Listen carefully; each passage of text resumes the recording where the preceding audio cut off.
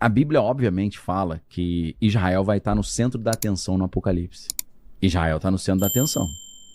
Então a gente já vê algo aí. Primeiro de tudo também, né? Para Israel estar no centro da atenção no Apocalipse, tem que existir Israel. Que não existia mais depois da diáspora, né? Que em hebraico se chama galut, né? Que é a dispersão. Então, depois que os judeus foram expulsos da Terra Prometida, no ano 70, né? Depois da revolta de Bar Korba também, não tinha mais Israel. Os judeus não estavam mais, não tinha mais um país chamado Israel. E aí, em 1948, eles voltam para Israel. Olha lá ele com o Walt Disney. Interessante, né? O Walt Disney é amigão de um cara que era tropa de elite do Hitler, né? Mas tudo bem. E aí, isso já foi uma espécie de milagre em 1948, né? Não tinha Israel, de repente tem de novo. E aí você começa a ter a possibilidade das profecias bíblicas que não se cumpriram antes de se cumprirem. Porque precisa ter Israel no final dos tempos. Então a grande ideia é que Israel vai, no final dos tempos, se tornar uma potência. Essa potência vai gerar uma guerra de um conglomerado de nações contra Israel. Isso é a Batalha de Armagedon, que Armagedon significa Megiddo, que é o Vale de Megido, né? Você acha que você foi lá, conheceu, né? É ali que vai ser essa batalha. Então Israel vai crescer como uma potência, vai se expandir, criando aquilo que Abraão falou, vocês vão ser donos desde do mar até o rio, né? From the river to the sea, que é o contrário disso que os árabes falam, né? Eles querem ter o controle do rio Eufrates até o mar Mediterrâneo, deletando Israel. Mas Israel fala, não, nós que vamos ter esse controle. Porque na época do rei Salomão, Israel não era só aquele formato que a gente vê hoje, ou que era dos tempos bíblicos, né? Eles se expandiram até chegando ao rio Eufrates. Então Israel vai crescer ali, vai expandir seus territórios, mas vai sofrer um enorme ataque de várias potências, e ali você tem... O cenário do final dos tempos é esse. Então, se a gente volta para aquela ideia que os Estados Unidos já estão querendo ir embora do Oriente Médio e deixar para Israel, você está vendo ainda mais essa profecia se cumprindo. E aí entra um ponto, Vilela, que foi muito legal, que eu me lembrei agora. Algumas coisas muito estranhas apareceram essa semana. Saiu noticiário de... Não é teoria da conspiração, não é, veículos de grande circulação.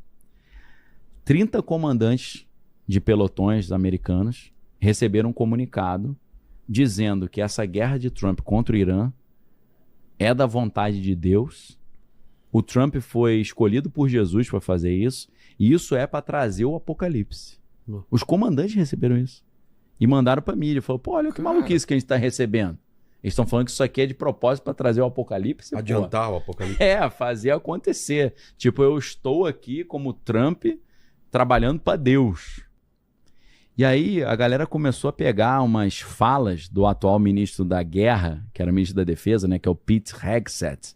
Em 2019 ele dava palestras falando que ele foi escolhido por Deus para reconstruir o Templo de Jerusalém, que é um elemento fundamental no final dos tempos. Por quê? Porque a ideia é o seguinte, vai ter um conflito e um cara vai trazer fim a esse conflito global, tipo a Terceira Guerra Mundial. Esse cara que vai trazer paz ao mundo é a falsa paz, que vai durar 7 anos. Ele vai estabelecer um acordo de paz de 7 anos entre Israel e os seus inimigos, e ele vai governar ali a partir do Pete Hegseth, né? Ele é o anticristo, obviamente. Então, a gente está vendo um cenário em que no meio dessa paz vai haver um acordo, esse acordo de paz de 7 anos, e pela leitura que a gente faz montando o quebra-cabeça da Bíblia, né? Peças espalhadas em vários livros, né? Você monta um quebra-cabeça em que um dos acordos de paz, um dos dispositivos desse acordo de paz é a reconstrução do templo, do antigo templo de Salomão, né? Que depois foi destruído, aí virou o templo de Zorobabel, e o templo de Zorobabel foi ampliado por Herodes e se tornou um dos maiores templos religiosos do mundo antigo, né? que é o templo da época de Jesus. O templo da época de Jesus é o templo de Zorobabel aumentado, cumprindo uma profecia que quando eles reconstruíram o templo, todo mundo começou a chorar, e não era de alegria, era de tristeza, falando, pô, o outro era muito melhor, isso aqui parece um puxadinho, né? Isso aqui tá horrível. E aí houve uma profecia, a glória da segunda casa será maior do que a primeira. Tipo assim, esse templo que tá meio fuleiro, ele vai ser mais imponente do que o de Salomão. E aconteceu.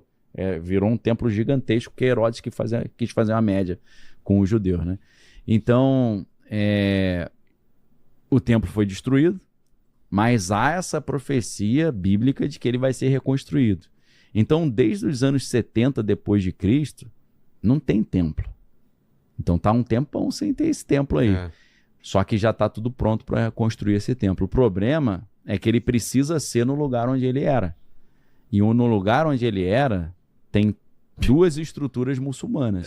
Que é o Domo da Rocha e a Mesquita de Al-Aqsa, né? É um problema. É um problema. Mas o que os caras estão dizendo é uma maluquice. Os caras estão dizendo o seguinte. Deixa cair uma bomba lá e fala que foi o Irã que jogou, pô. E aí tem desculpa pra reconstruir. Tem desculpa. Você fala, valeu, Irã. Porque, cara, pra você fazer uma perícia e dizer que o míssil é iraniano e não é... Aí, meu irmão, né? É complicado. Fora com as deepfake que tem aí, inteligência artificial. Então, você bota a imagem do... Você consegue fazer, ó, não, tem uma filmagem. O míssil saiu do Irã, chegou aqui, ó, caiu no... Pô, vocês sem querer destruíram o templo de vocês mesmo, pô. E tem ainda a questão dos destroços, né? Eu tenho um conhecido lá que mora em Dubai, né? O Dr. Júlio Yoshimura. E ele falou, cara, um dos problemas terríveis aqui que está acontecendo são os destroços dos drones e mísseis que são derrubados pelo sistema de defesa.